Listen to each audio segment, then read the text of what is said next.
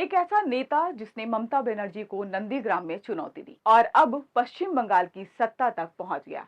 कांग्रेस से शुरुआत, टीएमसी में उभार, बीजेपी में एंट्री और अब मुख्यमंत्री की कुर्सी। शुभेंदु अधिकारी की राजनीति सिर्फ एक नेता की कहानी नहीं, बल्कि बदलती भारतीय राजनीति का सबसे बड़ा उदाहरण बन चुका है। नमस्कार, आप देख रहे थे कलम लोग की खास पेशकश राजनीति की बात। मैं हूं सौलिह वसीम। पश्चिम बंगाल की राजनीति में अब एक नया अध्याय शुरू हो चुका है। 9 मई 2026 को शुभेंदु अधिकारी ने पश्चिम बंगाल के मुख्यमंत्री पद की शपथ ले ली। बीजेपी ने राज्य में ऐतिहासिक जीत दर्ज करते हुए पहली बार बंगाल की सत्ता अपने नाम की और इसी के साथ शुभेंदु अधिकारी अब राज्य की राजनीति के सबसे बड़े चेहरे बन चुके हैं। शुभेंदु अधिकारी की राजनीति यात्रा बेहद दिलचस्प रही।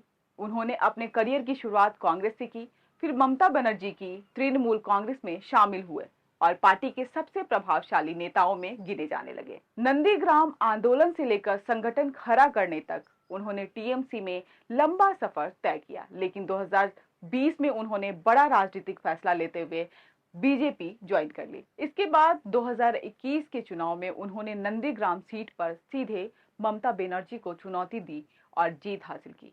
यही से उनकी पहचान बंगाल बीजेपी के सबसे बड़े फाइटर के रूप में बनने लगी। पिछले कुछ वर्षों में बीजेपी ने बंगाल में शुभेंदु अधिकारी को सबसे आगे रखकर राजनीति की। हर बड़ी रैली, हर बड़ा आंदोलन और ममता सरकार के खिलाफ लगभग हर आक्रमण अभियान में वही सबसे बड़ा चेहरा दिखाई दिया। केंद्रीय नेतृत्व भी लगातार उन पर भरोसा जताता रहा और आखिरकार 2026 चुनाव के बाद वही भरोसा मुख्यमंत्री की कुर्सी तक पहुंचा गया।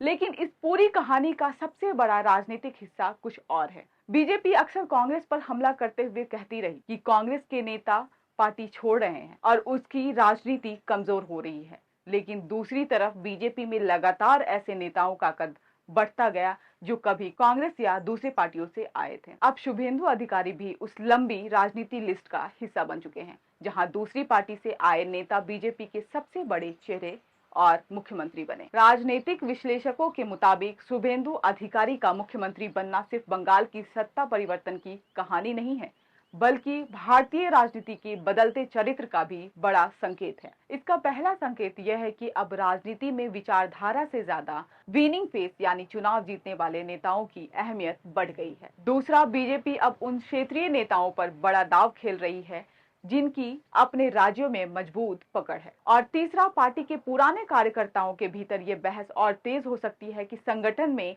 सबसे ऊपर जगह आखिर किसे मिल रही है, पुराने कार्यकर्ताओं को या बाहर से आए बड़े चेहरे को। सबसे दिलचस्प बात यह है कि बीजेपी अब उसी राजनीति मॉडल पर आगे बढ़ती दिख रही है जिसकी आलोचना वह कभी कांग्रेस के खिलाफ किया करती थी। अब सवाल आपसे, क्या उनका मुख्यमंत्री बनना बंगाल की राजनीति को पूरी तरह बदल देगा? क्या बीजेपी अब बंगाल में लंबे समय तक अपनी पकड़ मजबूत कर पाएगी? क्या शुभेंदु अधिकारी सच में बीजेपी के लिए पूर्वी भारत का सबसे बड़ा राजनीति चेहरा बनने जा रहे हैं? आप अपनी सोच कमेंट में जरूर बताएं। वीडियो पसंद आए तो लाइक, शेयर, सब्सक्राइब करें। फिर मिलते हैं एक नए एपिसोड के साथ।